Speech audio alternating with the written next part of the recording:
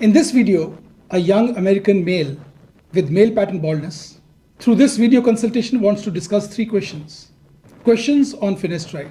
Number one, is dizziness the side effect of finasteride that he is consuming? Number two, what is the level of baldness and how best he can prevent it from progressing further with the use of finasteride?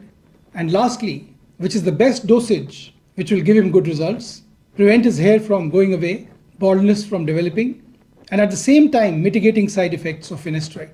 So if you have the male pattern baldness gene and also love the hair on your head, this video is for you. So hang on. Can you hear me now? Hello, doctor. Hi. Yeah, I can hear you loud and clear. Yes.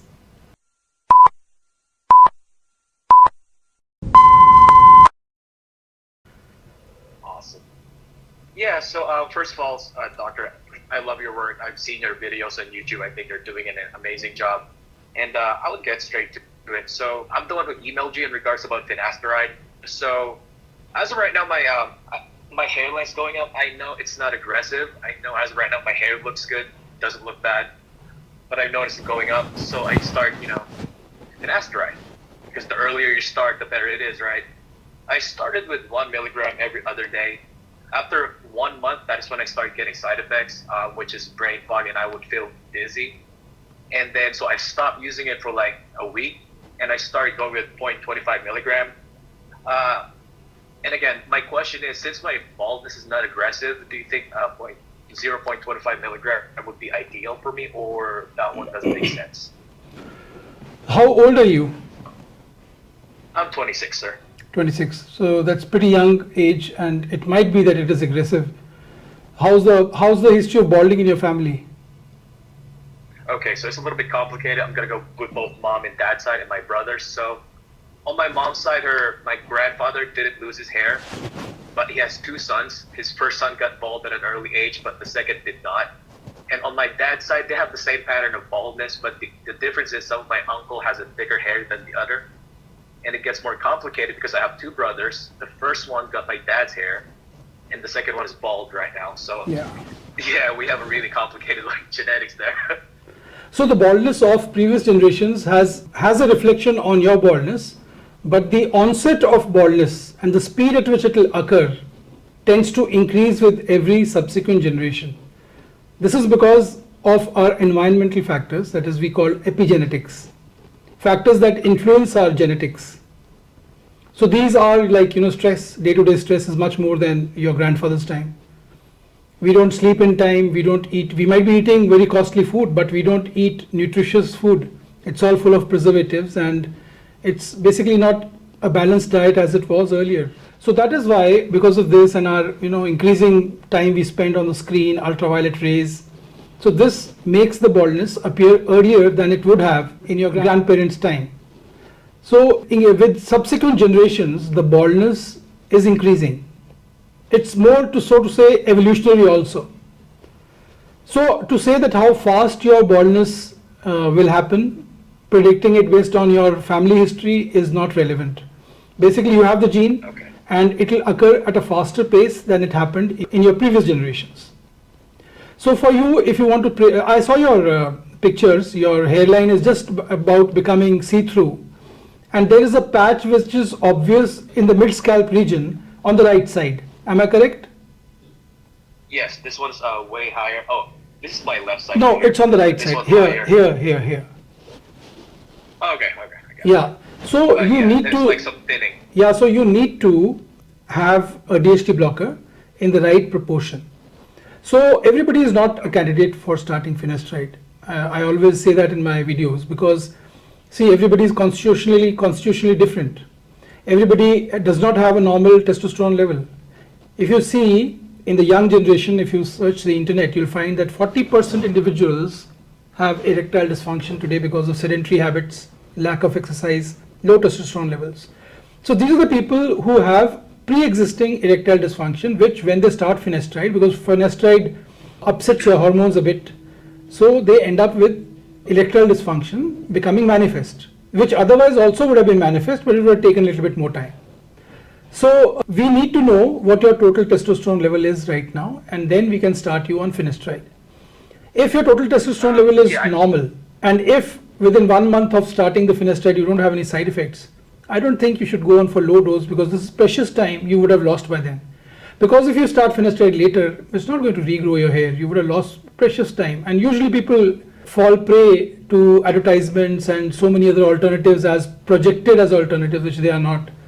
And they waste precious time in these years, 25, 26, when if they had started finasteride, they would have had much better preservation of their hair than they would have later on. And once they realize, as you grow older, you do become wiser, and once you grow older, say around 30, 35, then you will always start finasteride, because you know nothing else works. By the time you would have tried everything, and it will be too late.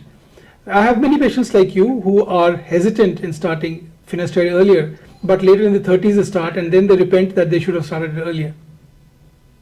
So this is something you have to see how much you can, what your psychological profile is, how strong you are, to sieve out the impressions created by the media and impressions created by the ad agencies about finasteride, and rather test it on yourself for a month and see.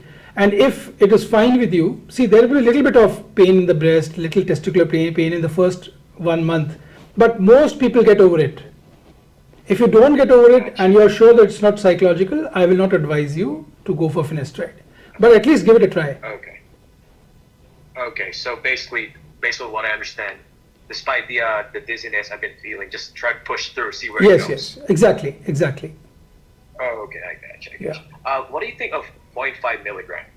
0.5 milligram is fine. 0.5 milligram on alternate days is what I usually start my patients on who have baldness, not at your age though, who have baldness or thinning at the age of 35 and above, because by this time your baldness speed has relatively stabilized.